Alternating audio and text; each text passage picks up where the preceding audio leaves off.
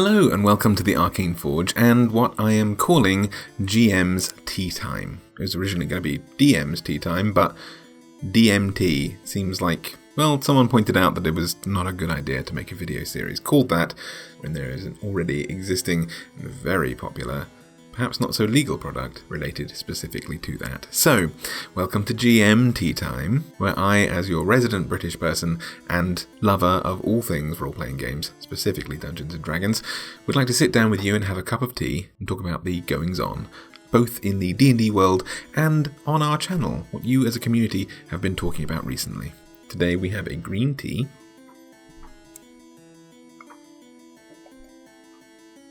Beautiful. It is a Cincha Rose green tea, very, very colourful. There's kind of rose flavour to it. There's a bit of sort of like lemongrass, a little bit of apple or pear. It's very bloody hot. Oh yeah, one of the things that was really lovely about it was that it had sort of blue cornflowers in there, so it's absolutely stunning to look at. Lovely. So one of the things that I really wanted to do with this is give you guys a bit more of a voice.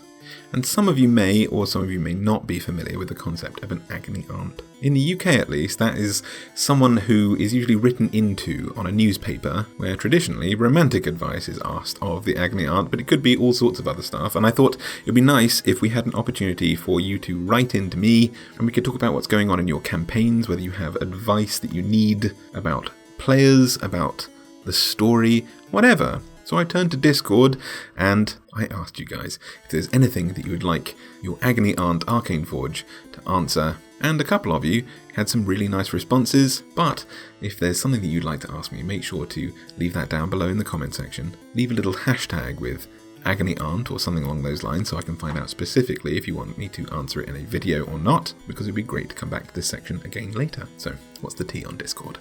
So, Kender asks, Dear Margaret, can you give me any advice to spice up my love life with my dragonborn wife? The magic doesn't seem to be there after 5 years of marriage. Firstly, Kender, how did you know my real name? I'll be checking my cupboards for stowaways.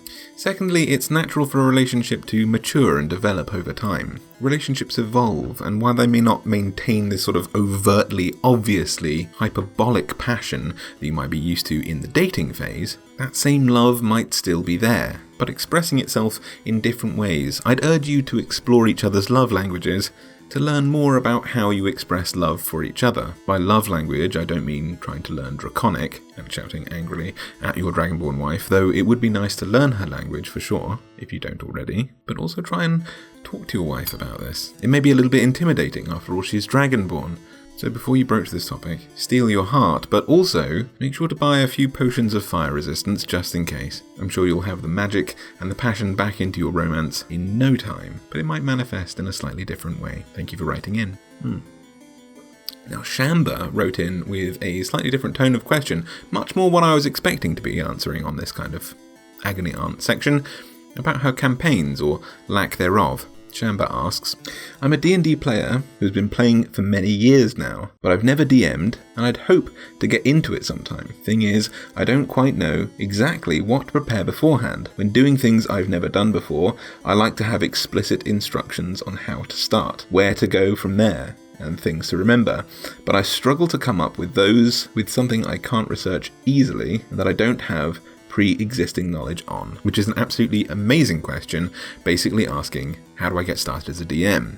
Now this is something that I want to dedicate a whole video to, or maybe a series of videos to, because I think this is a very, very common issue in the gaming world. So I feel like I'll come back to this topic and explore it in loads more depth, but let me do my best to give you a concise version so that I can at least try and answer a little bit for you and get you started, and hopefully we have a platform to start with that we can expand upon in later videos. So the first thing to remember is that you're coming from a really good place already. You've been a player before, so you kind of know what makes a fun adventure to write. Or at least, I hope you have. I hope you've had some fun experiences in D&D. Or at the very least, you've had some fun viewing experiences or some fun stories that you've read.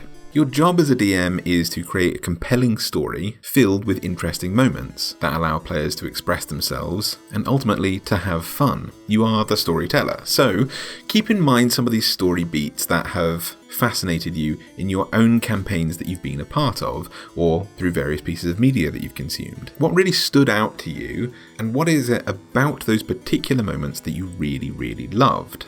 Once you've boiled down the basics of what you've really enjoyed, whether it was fighting giant dragons, or sailing across oceans, or just having nice kind of fun poker games with the rest of your characters all being a wild assortment of different beasts. Whatever it is that really appeals to you, once you've nailed the basic elements of it, what makes those parts fun, you can start to think about how you want to incorporate them into a campaign. Now, these might be massively different. You might have, let's say, exactly those moments. You want a nice kind of chilled out tavern moment. You want to sail across the open ocean, and you want to fight a dragon. Those all happen at wildly different levels, or they don't have to, but they could. So now your job is to think about how you get from point A to point C over here, hopefully with point B in the middle of it. How do you come by a ship that allows you to sail the open ocean?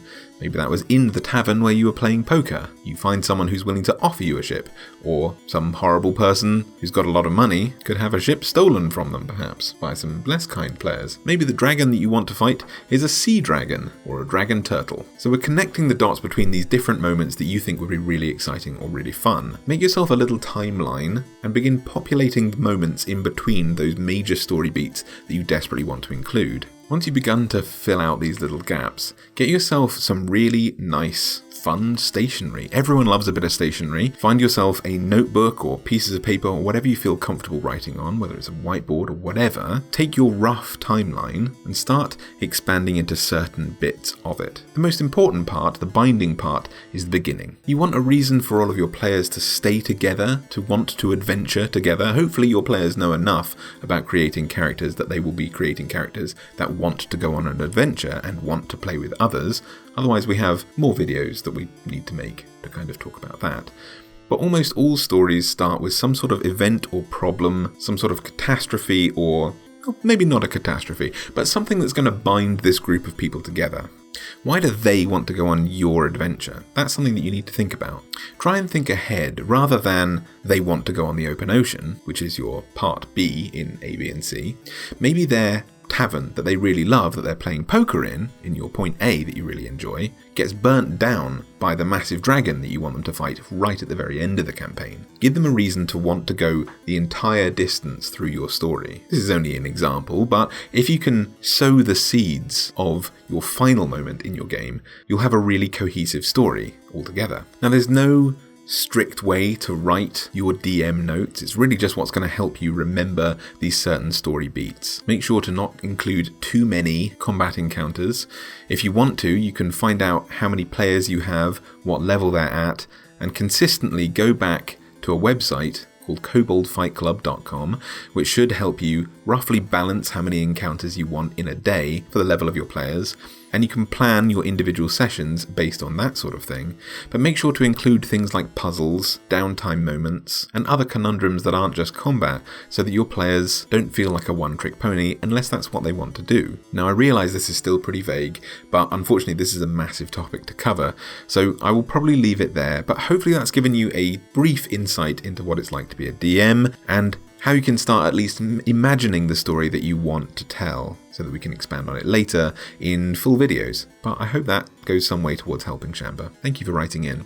Like I say, if you, like Shamba or Kender, have something that you'd like to write into me and have me answer, make sure to leave that down below in the comment section, perhaps with a little hashtag with Agony Aunt so that I can answer your questions in a video form. Or you can do that on Discord, which is open to absolutely everyone. So thank you so much. Let's have a bit more tea.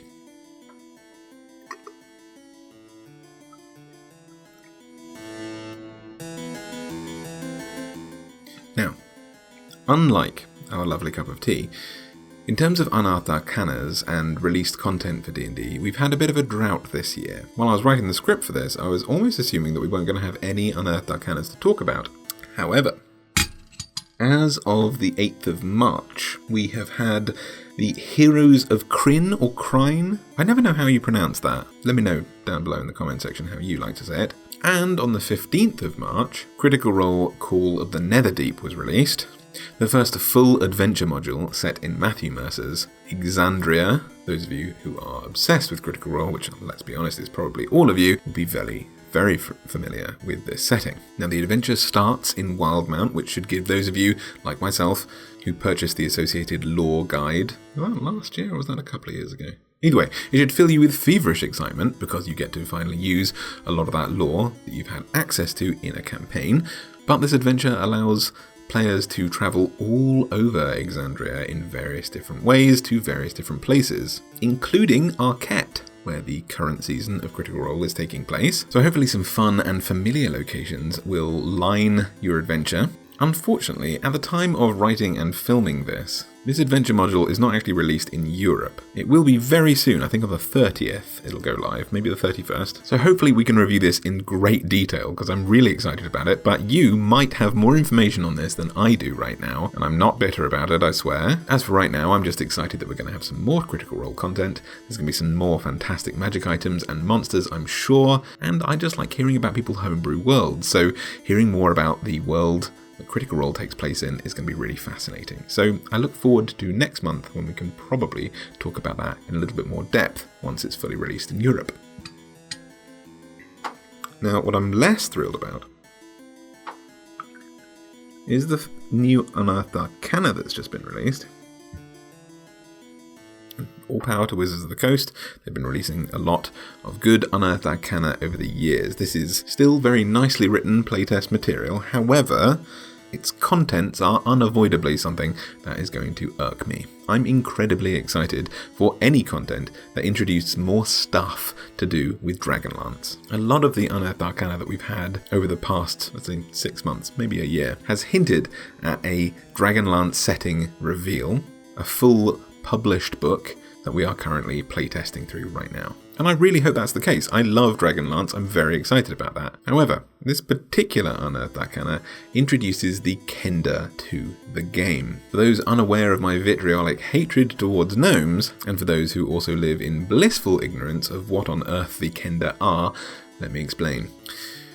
The reason that I'm not a gnome fan per se is not because of gnomes themselves. They actually haven't done anything wrong. I can't believe I've just said that. They tend to get played by a certain type of player. They get played by people who like to cause problems and who like to undercut those problems and diminish responsibility by being cute and playful and cheerful, despite how disruptive they are. People who like to pickpocket their friends' characters, and like to loot hoard, for example. People who like to try and demolish the DM's hard work that they spend a long time writing, purely for their own entertainment. That's a very popular playstyle.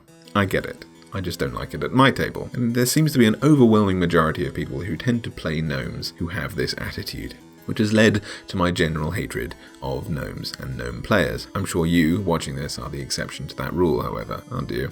It's a huge, sweeping overgeneralization, but in my experience as a DM, the cute and wacky exterior of gnomes and gnomekind are often used by those players to mask their really frankly annoying and disruptive behaviour, and I've got very little time for it. Now, where do the Kender come into this? Well, the Kender are this idea given lore-appropriate logic and history and thrust into your game world, giving people an excuse not just in terms of the cute hijinks that a gnome might get up to, but culturally the Kender are given that attitude hard-baked into their lore, into their fluff. The lore that I'm aware of in terms of the Kender tells us that these are diminutive, gnome-like, halfling-like creatures who visually don't stand too far apart from what you expect from halflings.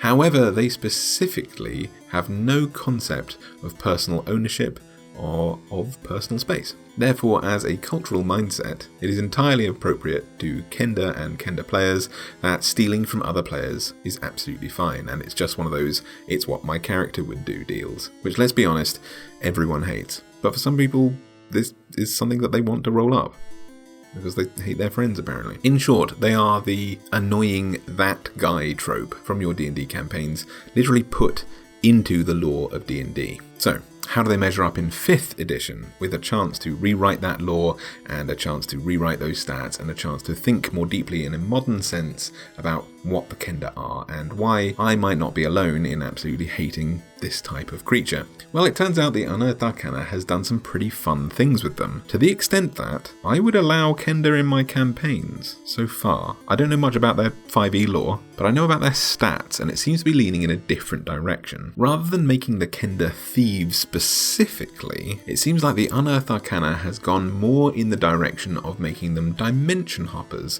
capable of pulling items that they need out of thin air. Where these items come from might be borrowing them from people from across the world or across the universe. Feeling your pockets getting empty, maybe that's why you lose things when you know you put them somewhere.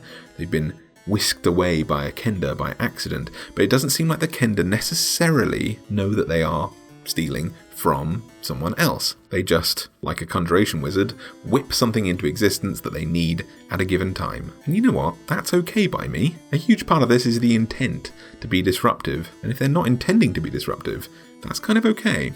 We are told that, quote, native to the world of Kryn, Kender are diminutive humanoids that look like humans with pointed ears and diverse appearances. Kender have supernatural curiosity that drives them on to adventures big and small. This curiosity is said to be connected to the whimsical magic of the Feywild that some believe Kender have a high affinity for. Due to their curiosity, many Kender have found themselves falling through gates and portals to other planes and worlds. Unknown to most mortals, a magical phenomenon surrounds the Kender. Spurred by their curiosity and love of trinkets, curios, and keepsakes, a Kender's pouches or pockets will be magically filled with these objects. No one knows where these objects come from, not even the Kender. This has led many Kender to be mislabeled as thieves, as they fish these items out of their pockets. So with the whimsical intent aspect of these creatures diminished, it seems like we have something really fun here. This Unearthed Arcana also brings us things like the Lunar Magic Sorcerer, which does roughly what we expect, giving you spells like Moonfire and things. And as a lot of new sorcerer subclasses have allowed, this seems to include an expanded spell list, which, I've got to love. You gain certain boons and buffs depending on what cycle or phase the moon is in, which if you include this in your campaigns as a DM, then that's an absolutely wonderful feature. Empowering certain different types of spells depending on what phase of the moon is in. And various other beautiful and elegant phenomena tend to occur as you level up in this class based on what phase the moon is in, including various glowing features, resistances to certain types of spells, both dark and light, and a propensity to be stealthy under a new moon, for example. Either way, it's a bit more varied, and it seems like a lot of fun. That's where I think I'm going to leave you for today. I hope you've enjoyed this session of the GM's Tea Time. I hope you've enjoyed your relaxing cup of tea, and a roundup of what's been happening this month in the D&D world and on our channel. If you have questions that you'd like me to answer, make sure to leave those down below, or if there's a topic you think I should cover next time I do a GM's Tea Time, or a tea suggestion even, make sure to leave that down below as well. And until next time, happy tea diffusing and happy monster hunting. Bye!